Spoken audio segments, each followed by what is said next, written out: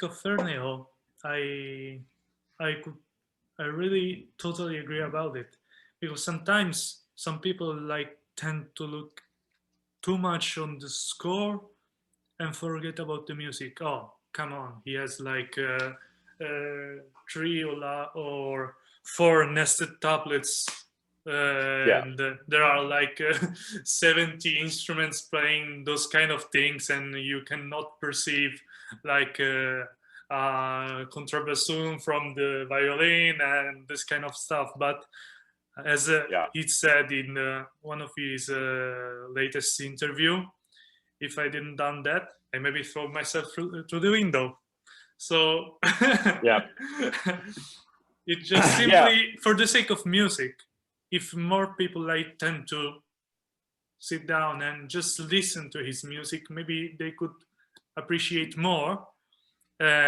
This is in general, because sometimes people like have this kind of the resistance to what's so called intellectual, because maybe it's something that is not to create like a discussion about it, but Hmm. this kind of resistance because they want to enjoy more what they do and what they listen to. It's a taste thing. It's Yeah, just when people talk about things like that, to me, it's just, and it's a thing that I maybe I understand it. I'm not, I can only guess as to what it is. But when people say things like, oh, well, it's too complex or it's too intellectual, I suspect two things or a couple different possibilities. One, they haven't even listened to it in the first place, and it just bums them out that something exists like that, or they just don't like the way the music sounds anyway, and so they're just, and what they're talking about may or may not be the reason they don't like it, but absolutely, they also don't like that aspect of it, so they'll assume absolutely. that that's why. And it also could just be like, let's say you wrote, it would be possible to write a section of Ferneyhough music using more just like relative graphic proportional notation that's not based on to like nested tuplets at all, but Absolutely. gets it basically sounding the same thing. Would people like it then? Would people like it because the performers have the freedom to like play some notes in a slightly different rhythm than if they're asking them Yeah, to play absolutely. exactly. I don't know. It's just, which is fine, but I mean, I think the first and foremost thing is just I don't like it.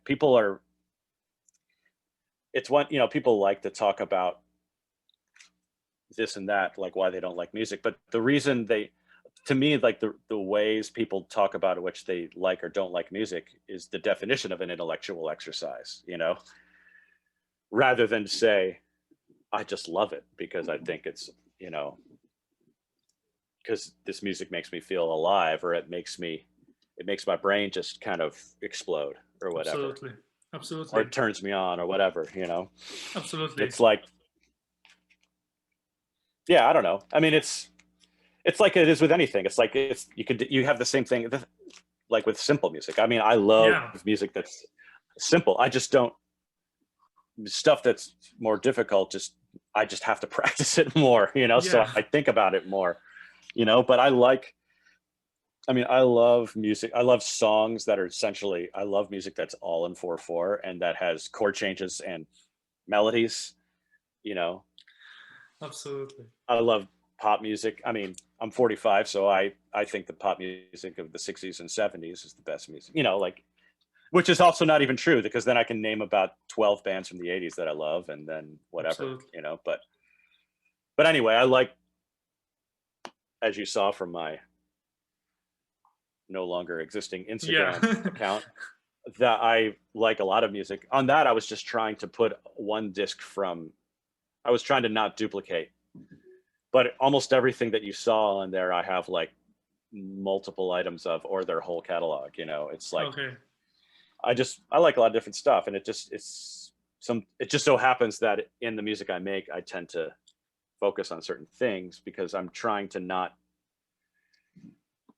I'm trying to not just make carbon copy versions of things that I'm just trying not to recreate music made by my influences, you know. Absolutely. Maybe even, That's just my personal preference, you know. yeah, I totally agree. But you can just compare this point of view with the same music that people talks about and refer to, like the time where Charlie Parker shows some of his tune. People of the Dixieland has the same kind of resistance, no? Yeah, Like yeah, they thought he was great, you know. yeah, He you're was, counting like 240 BPM now. yeah, You're crazy. It's too yeah, fast. So still too fast. yeah, I'm so absolutely, absolutely. kind of. So from the same No, point of actually, view, yeah, please. I was just Sorry. gonna say, when I heard Coco again recently, I was like, oh, that is super fast, but it's slightly less. It's more like that Max Roach tempo later on, like where you would hear, Exactly. like Yeah. the original Bird tempos were not quite as like that, you know. But yeah, I just remember sometimes you'll go back and after not having heard it for a while, and you're like, oh, that sounds a little less crazy now that I've, after 30 years of listening to this kind of thing, Absolutely, absolutely. But So maybe it's the same kind of reaction that humans have to new things. sure, yeah. Absolutely. There's always gonna be some people. I mean, nowadays, like in 2021, it's a little different now, where there are. I think I suspect the ratio is still pretty similar, though. There are a lot of people who claim to be kind of into music of the now and of the future, but are they really?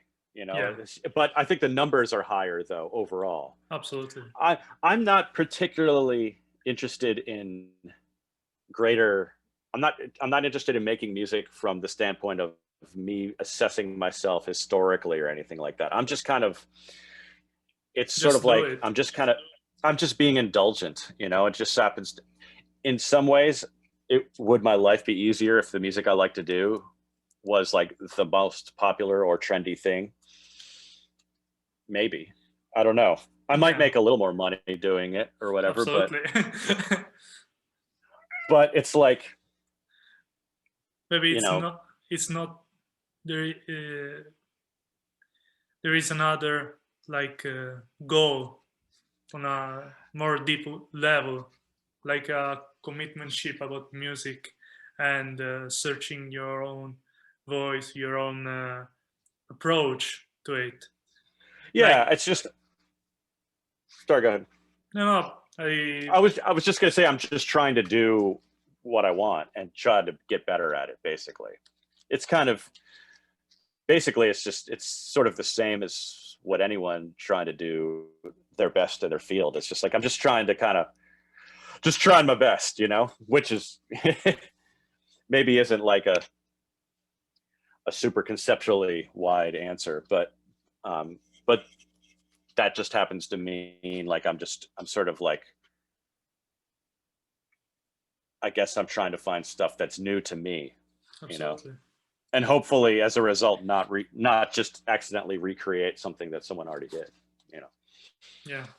So from this point of view, how you I was wondering, like if you had like not to go more in detail about it, but if you have like a sort of practice routine or maybe something that you try to constantly work it on from a pitch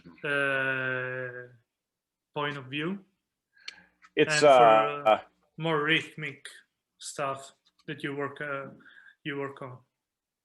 it's not usually in isolation like that. My practicing, again, so like let's assume we're talking pre-pandemic. My practicing is really based on the gigs that I have coming up. So the first question is, what's coming up What do I have in my schedule? Whose music am I playing? Do I have to learn it? Can I already play it? Because if there's music I have to learn, then I focus on that music. Because some music that people write for me, I have to. I mean, they write. I have this reputation as, I guess, as someone who can and likes to play hard music. So as a result, people write hard things for me, and oftentimes there's one thing or two things in someone's band book that are like, I look at it and I'm like, all right, I guess I have to spend more than 15 minutes on this, you know? Okay. And so I do. And so that's usually what will ideally get my first attention. And then a lot of times it's me. A lot of times I'm the asshole who's writing hard music for myself, you know? Yeah. More often than not, it is me who's written the thing that I can't play. So then a lot of it's just that. It's not so much working on an abstract pitch rhythmic concept. I put those in my pieces, so then I practice them. And then when I improvise, I'm just improvising freely, which is to say I'm not so much working out cells or that sort of thing. I'm working on very specific composed material. And then through the process of that, once I get that under my fingers, I am free to kind of move laterally in a way. And then I prefer to then use my improvising to come up with some spontaneous answers to whatever it is that the written music that either I'm playing or other people are playing or suggesting, you know? Okay. So maybe. And then sometimes it's other music too. Like during the pandemic, I've practiced for the past, as long as I've been playing piano, I've been practicing Bach. And this past year, I've spent a lot of time with Bach, like months and months, where I would play only the well-tempered clavier. Oh. And I've had periods where I play the Opus 87, the 24 preludes and fugues of Shostakovich. Okay. Too. And then also my etudes, because for a while last year, it was not clear if all the gigs, like I had a Stone residency that I was planning on doing, and I was going to do an etudes gig with chess. Oh, cool. And I was practicing. So one thing I was practicing was these 11 etudes, but I was practicing sight transposing them. Yeah, I remember that it was maybe one of your latest posts. Yes. I was playing a piece, and then I played the piece, and then I played the piece a whole step down.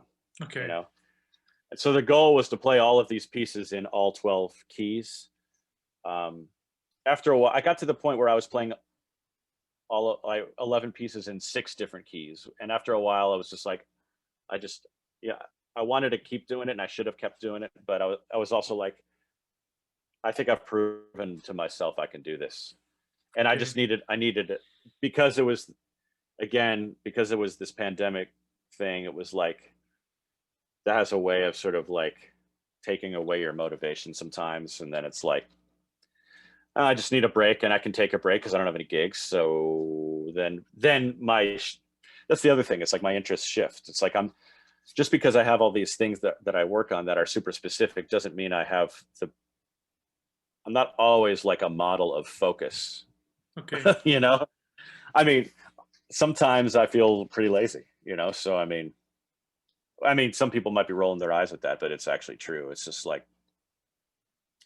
sometimes I just sit and watch The Office all day. Absolutely. Yeah. Not everyone is my Okazaki from this point of view. Like I see him, it's like well, he is a family. So it's a little different for him. Yeah, absolutely. But when I saw him, sometimes I think of him like he's sort of superhuman. Like how he managed to do all those things, from the marathon to the computing and coding stuff, and then practice guitar and composing, like. Yeah, and be the cook for his family. of 5. You know, it's Yeah. it's a no, and he is unique, no doubt. I mean, he is. I mean, that's the thing is, I have a lot of friends that make me question, ask myself, are you working as hard as you can? Yeah. Miles, Chet Smith, Dan Dan Weiss, Wise. Absolutely. Tim Byrne is Tim that way Byrne. too. You know, he's a hard worker. You know, these are all, and I am, to be fair, I am too. When it's like, when there's normal life, when I have gigs, I have,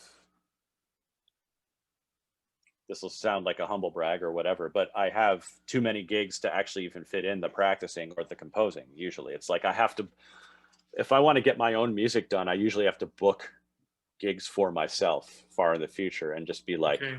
it's a tactic that people who are kind of doing sideman and leader stuff sort of do. Book stuff for yourself so you have a reason to write music, you know. Absolutely. Book a studio date if you want to write some music and you want to put the fear in yourself. Book yourself some studio time that you're going to have to pay for, and then you'll write some music eventually, you know. Absolutely. Absolutely. Yeah. So from this point of view, as you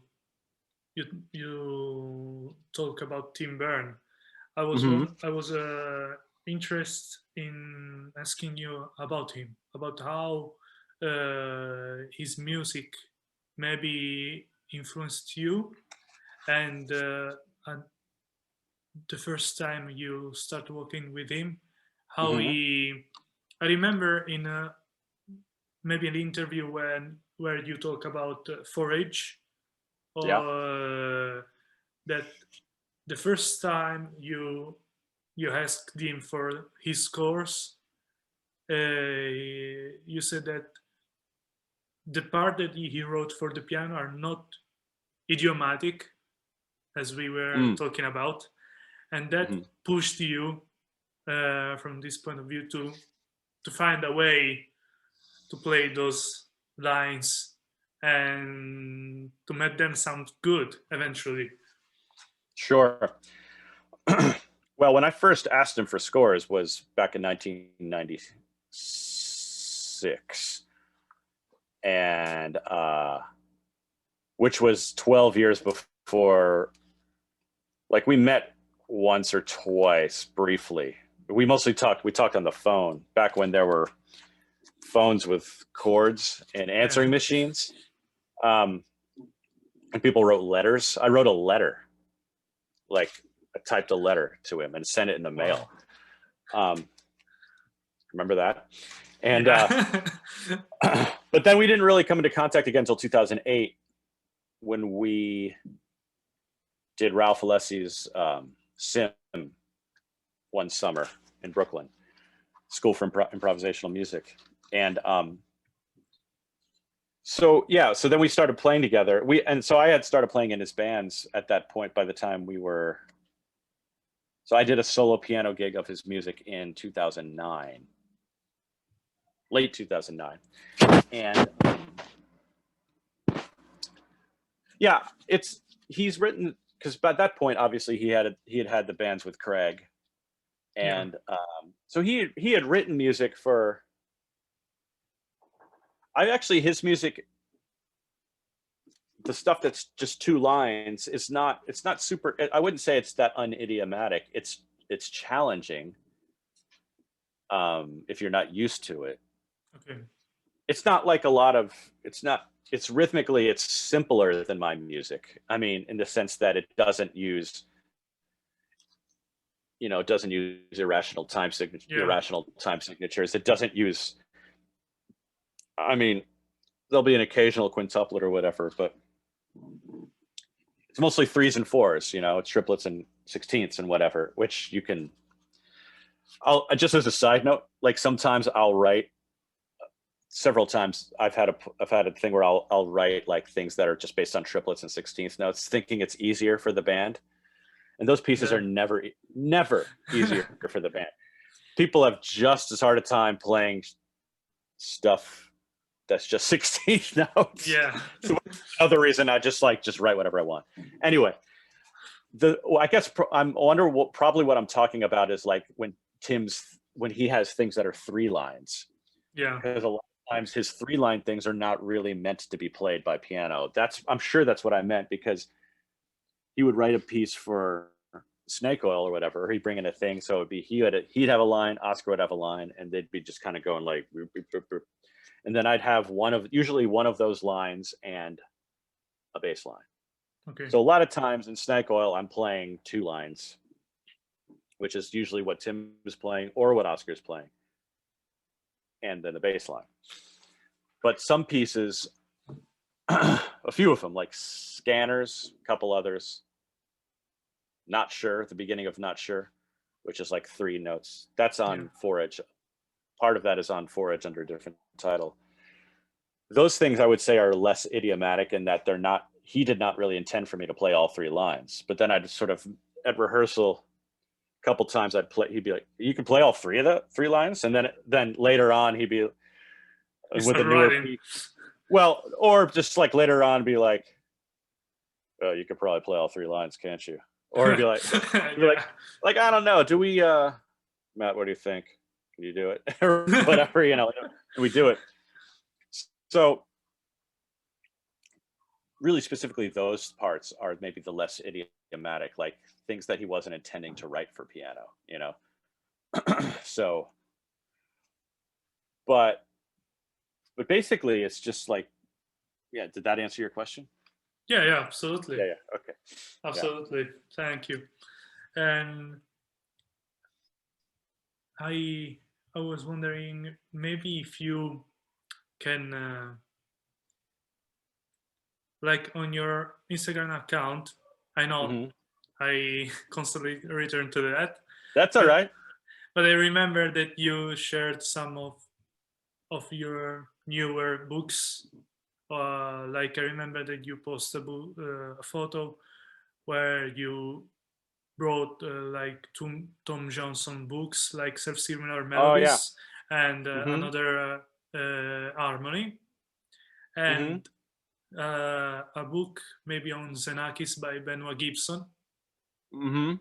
And how, after this time, did you find some content in those books that you maybe try to utilize in your own composition too? No, not yet. Partially because those books there's a lot of information in them. So for me, a lot of times with a book like that, or sometimes a book of poetry or whatever, it's more about like, I open it almost randomly and see, like, it's pretty non-linear, I would say. I mean, not that I wouldn't sit and read the whole thing. Sometimes I do. But with those specific books, I have not consciously incorporated I have not read a thing where it's like, well, I'm going to take that and write a piece on that. Okay. Yeah, of course. No, but not that I wouldn't, or, I mean, not that I don't think that's a good idea. I do think that's a very good idea. I just haven't specifically, because usually what happens is I'll pick up a book, I'll be like, and they're like, oh, that reminds me, and then I'll just go continue working on the piece that I'm working on or whatever. Okay. So but it's more like, a lot of it's also just like wanting, it's just enjoying having a library that you can access, Yeah, absolutely. So you like trying to get inspiration from those concepts that you maybe already utilize in your own composition. So yeah, I guess in a way, maybe some of the ideas in the Xenakis book by Benoit Gibson, if I think about it, like ideas of like reusing material, and how literal now that I think about it, there is ideas about like how there are ideas on there about how Xenakis used material from one piece in another piece, but in a very different context. Way. Yeah. But if you look at the notated material, it's pretty similar. But if it's played by different instruments, but it's it might be changed a little bit. I actually find that pretty interesting, especially if it's if it's some pretty non-typical material, you know. Absolutely. And then from like during this pandemic, COVID-19 times, did you worked on new music? Maybe something that you would release eventually in the future? Yes. Um, so before COVID, uh, we recorded Snark Horse, that band I was telling you Oh, about, in December of 2019. We did 3 days in the studio and we recorded well, all the pieces that we have for Snark Horse. So over the course of last year, we mixed all that material and I made a bunch of electronic pieces where I manipulated the material, some of the compositions for the ensemble. I made electronic versions, like new compositions based on the okay. material that the ensemble was playing. So that's done. Oh, Like a few days ago, we got the master recordings of that. So that's going to be a 6 CD box set on Pi, wonderful. Wonderful. coming out in June. Comes out in June. On June. Yeah, so So that's nearly. it's 50 tracks, 34 ensemble pieces, 16 electronic pieces. Wonderful.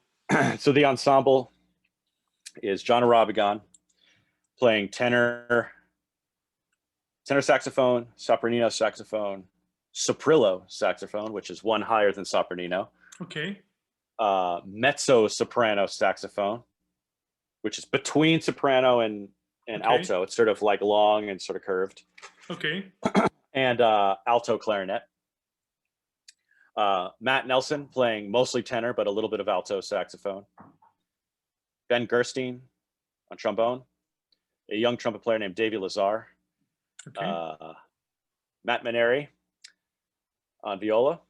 Ava Mendoza playing guitar. Brandon Seabrook playing guitar and banjo. And Kim Cass playing bass. And then me and Kate Gentile Kate. playing. Wonderful. Yeah, Kate's the co-leader of the band. And so we it's half her music, half my music. It's all the one bar pieces. Oh. These are all the single bar compositions. So what we're doing a lot of times is we'll just play one bar, improvise in and out of it. Sometimes we'll start with one of my bars, improvise our way into one of her bars and end with that. Sometimes it's 3 bars. There's one 24-minute piece that's 5 bars. The idea being that it's this very specific material. It's like the music I write. It's like the music we write, but it's just a single bar. And instead of having these long big charts, it's more about the improvising. It's like the shape of the piece is really, really driven by the improvising. Yeah. So except for the electronic pieces. The electronic pieces are all fully composed. Yeah. Oh, of course. Yeah. From this point of view, I was wondering how you tend to manage the improvisation part or free improvisation part through your composition. I found extremely interesting how you manage those 2 aspects, and you gave them equally importance to the listener and from you as a composer. So how in your mind you tend to work with those 2 aspects in your compositions? It's different with the different projects. So with Pouting and Phalanx, they were more of like the pieces first. Like I had the pieces and then would figure out, usually within the piece, the composing of the piece for those albums, I would then figure out as I was going how the improvisation was going to occur. Okay. Sometimes I'd have the piece composed and then figure out, well, okay, I have this piece. How am I going to improvise on it? So I'd figure that out afterwards. With Snark Horse, though, the improvising it's more about wanting an environment that is more fully improvised, but not just open improvisation. Like wanting to have my music, my composing somehow still involved. And so I thought, well, it was more that at first that Kate and I, like many years ago, we're just talking about the idea of like, what if we just wrote one bar a day of music? Like, it's for like, if it's a period of time where you're not feeling super inspired to write music, but you want to feel like you're being productive somehow. So Yeah. write a bar of music. It's literally the least you can do in a day besides doing Yeah. nothing, you know? Absolutely. So, and then after a while, it's just like, oh, these are pretty interesting. And so sometimes we, you know, as I've said, some like with Patting Grimace or whatever, sometimes these bars end up being larger pieces or whatever. But what we kind of started doing gigs with people where we just give them these single bars. So like, sort of like as an alternative to just showing up and just improvising. It's like, well, what if we just played this bar, you know, start off open, move into the bar. So the philosophy with that is that we give the same score to everyone. So there's no trombone part or sax part. Everyone is reading from the same thing. Okay. The one exception being like, if I'll transpose it for like Okay. transposing Okay. instruments. So like instruments in E flat will have an E flat part, but they're going to have my piano part. So if there's like, you know, if there's like 3 or 4 lines of counterpoint, they're going to get the whole thing. So they could choose So maybe which line they could play or interact with. yeah, so everyone has the same level of kind of information, which means like it's going to be a different level of difficulty for people who are not pianists, you Okay. know. So and yeah, so what, and then that's it. So that's actually the only direction we give them. We just say, we just usually say we're going to just start out improvising, or then we're going to play this bar, and then we'll end however.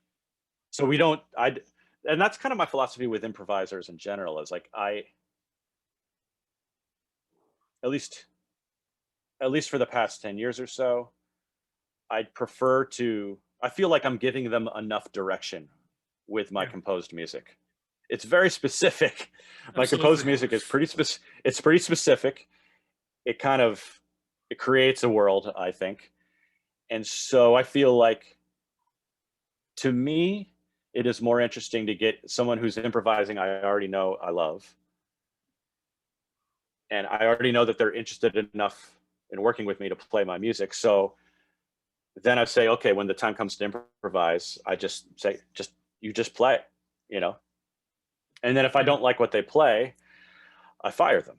No, if I don't like, if I don't like what they play, I just, you know, there's always another gig. But that's kind of Yeah. almost never happened. If something doesn't work, it's usually just because of like a mistake I made in the process. You know, sometimes you just try stuff, you know, but like if it gets to the point of like we're actually making a record, we've done a bunch of gigs. I already know it. I already know I love what they do. Okay. So, I mean, worst case scenario, I'd ask them to do another take of a solo or something like that, maybe, but usually almost never. And the thing with Snark Horse too is I, uh, I was especially interested in having all the takes be first takes only, like even like just regardless of like how we're not kind of going. There's no Pro Tools shifting of stuff. There's no, which Okay. I was going to say there isn't a lot of that on my record, but Patting Grimace is super constructed like that on purpose, you know. But Phalanx, there's a couple first takes on that, you know. But there might be some corrections, you know, like everyone does it in Yeah. the studio, Absolutely. and you know, you go and you do corrections or do punch-ins or whatever. But for Snark Horse, I actually didn't want. There are no punch-ins, or there's like it's like 96%. 98% no punch-ins, no edits of any kind. Wonderful. I would say there's maybe 4 or 5 tunes that are second takes, just because, just for logistical reasons, like just because like if it's a thing that's, if it's a short tune that's has a lot of crazy notes and we just want to get a good start, all it is just like, let's just make sure we, if we don't get through it correctly, the one repetition of it, then we'll just stop and like more like false starts than Okay. than actual genuine. There might be two genuine alternate takes on the record, period, where it's just like, well, let's do another version of that, But we had so much music we needed to cover that there also just wasn't really time to do second takes of 34 tracks, Yeah. So Wonderful. that's just for this album, at least. That was the idea. You talk about the Stone, and I was wondering, as I read recently, that you worked on the John Zorn Bagatelles. A little less recent now. It's been a couple years, but yes. Yeah, recent for me. I came late on it, but yeah, how it was to work on a John Zorn project, especially on Bagatelles. So fantastic. Yeah, can you talk about the process? So the Bagatelles, they were similar in concept to the Masada pieces, not in the sound, but in the format of them, as I understood it. Just like 2 or 3 pieces per page. They're like they're heads, basically. They're short pieces designed to be played by groups, as opposed to like, it's not, I hope he doesn't mind me just sort of generalizing here on his music, but it's like, it's not his game pieces, and it's not it's not his concert music. It's not his like fully, through composed music for, in the modern concert music or whatever, modern avant-garde tradition, but rather pieces for like bands, more or less. The Bagatelles they're these short, atonal, but even though they're not strictly speaking atonal, but they're not based on like,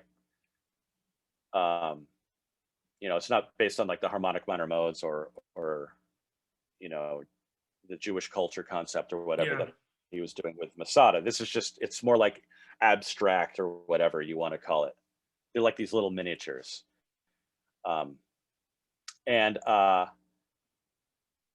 So I did a few different things. I did a few different formations. I did some stuff with John Rabagon. I did a solo concert, but then I did a trio with Dan Weiss and Kim Cass. Wow.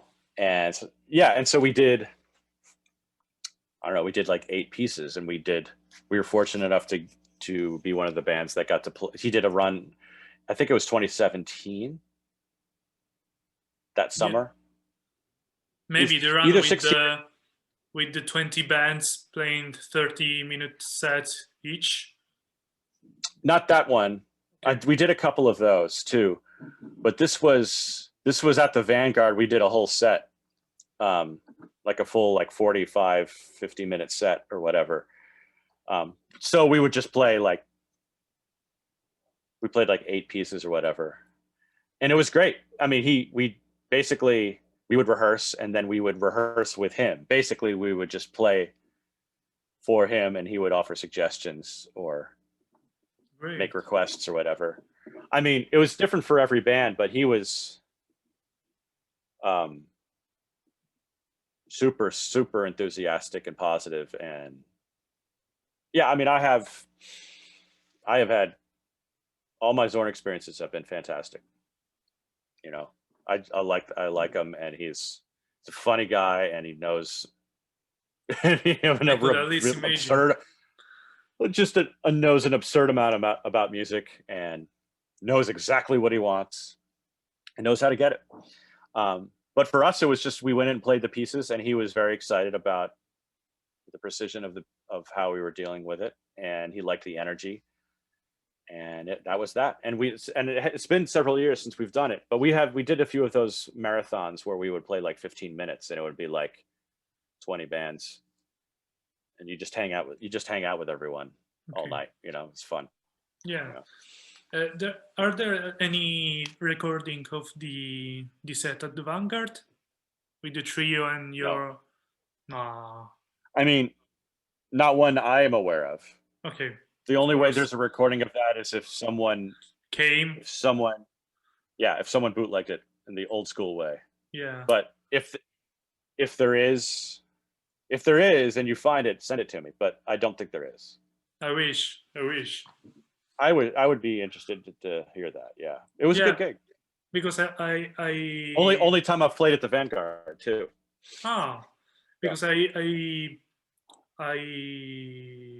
read on the Sadik side that he Hmm. published a box, a 4 CD box of the Bagatelles, and I remember seeing the Yeah. video where you are playing some of the heads from Oh yeah, the. yeah, yeah. So I We was did do that wondering, at one point. Yeah. where is Matt? Like, if he I think the played video. something, I need him to be there to listen to him. Alas, that is not the case, as you noticed. No, I mean, that doesn't. I mean, if I think he had a lot of the groups in place for that recording session by the time, like our trio was actually sort of among one of the last groups to be formed, I think, Okay. under that umbrella. So for whatever reason, it just didn't end. We didn't end up. He didn't ask us, but um, I'm pretty sure it wasn't because he didn't like how we did it. But Oh, which, if he didn't, it would be totally. I would understand. I wouldn't be offended. I would just be bummed that I didn't do a good job. But I know. But no, it went well, and he was super positive about it. I think it's just there can only be so many of these bands doing this. It's just someone. The cutoff has to be somewhere, and it's totally fine. yeah. But I think we did that, and that was maybe that video was to promote one of the concerts, one of the marathon concerts we did. Okay. I actually totally forgot about that. Yeah. Yeah. And to asking you something else, I was wondering if you have like some other forms of art that inspires you equally, like music. Yeah. Visual art Okay. and the written word. So like Um, something of the literature, I poems. like poetry, and I like novels. Um, yeah, I mean, sort of a fairly vast kind of area, but like I guess my tastes in all that stuff tend towards the more abstract Okay. side, or the visual art in a way is kind of a little farther ahead than music, or was. Yeah. Like got to really super abstract zones before music did. Absolutely. That's to make a real. I mean, I don't know, man. I'm the wrong person. I'll probably regret saying that, but I don't know. No. I've heard other people say it too. Therefore, it must be true. So. Yeah. Um, But no, I just I like. I just I don't know. Something about abstraction is more appealing to me. But not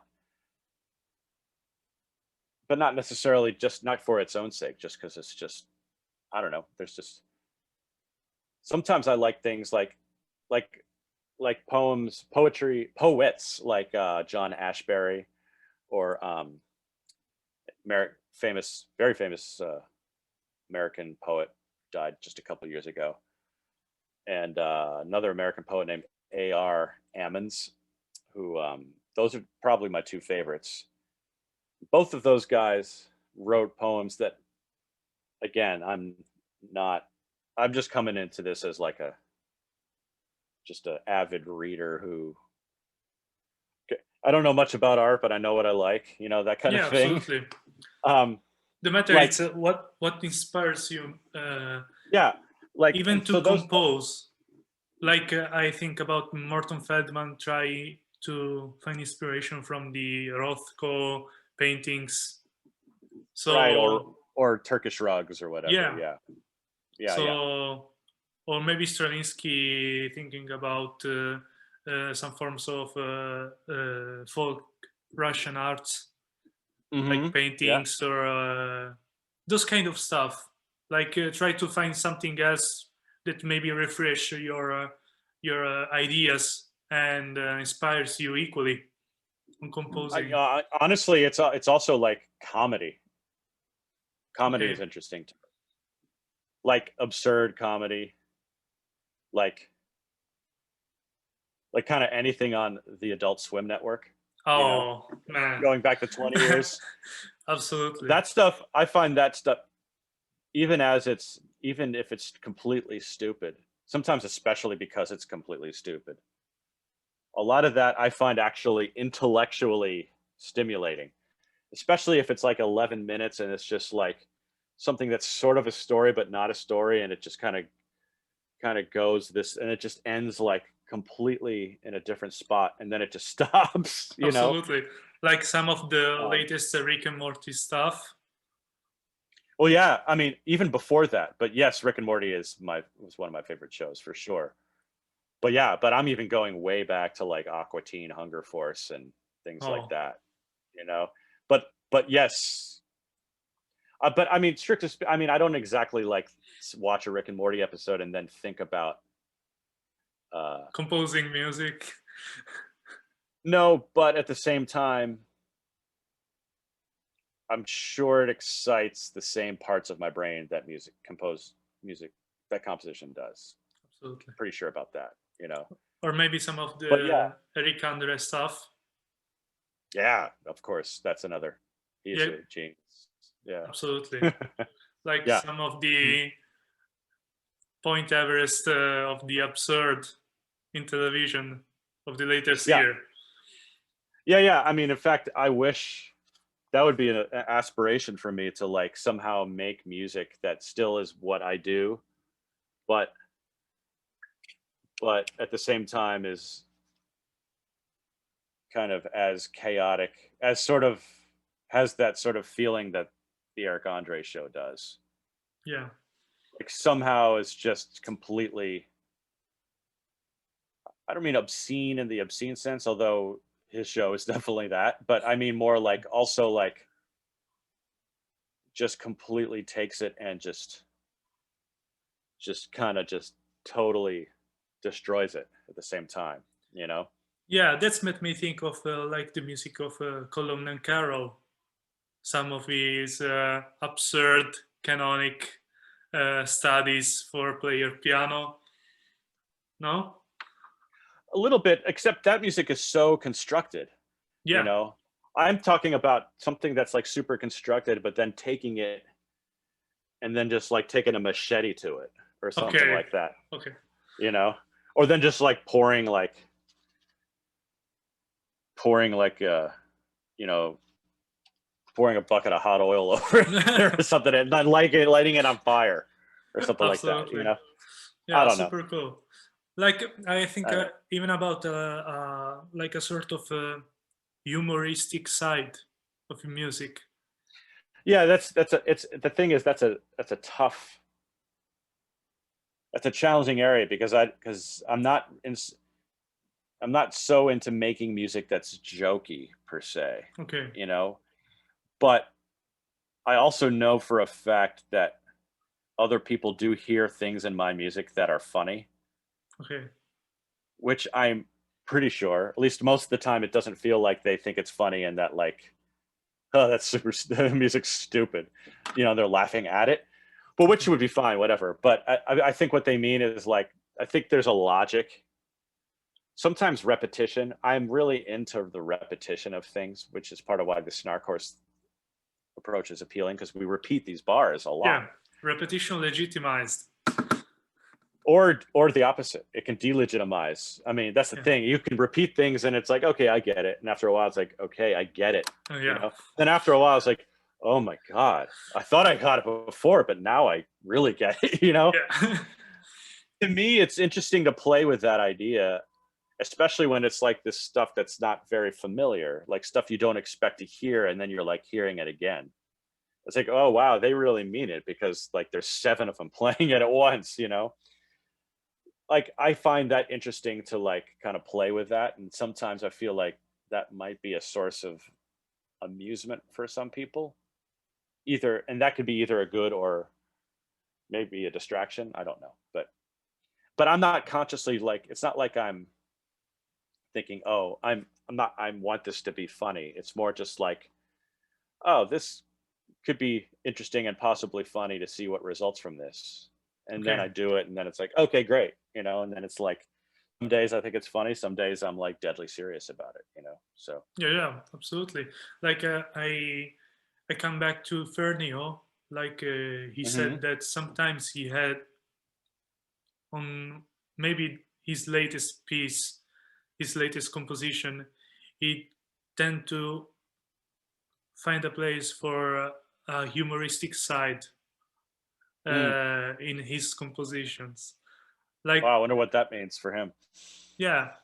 So I was just wondering about from this point of view, and Yeah, I mean, it's I think it's just more that like, I like things that are funny, and I like certain, my tastes in humor tend to, I mean, they're poor, they can be, again, it's like, for whatever reason it tends to the weird side, or I just tend to like certain things, and it's just more that like, that the person with that brain, aka me, is the one composing. So it's not like so much like I'm aiming for, I okay, don't know that I could do that, in that I don't know that I would be successful.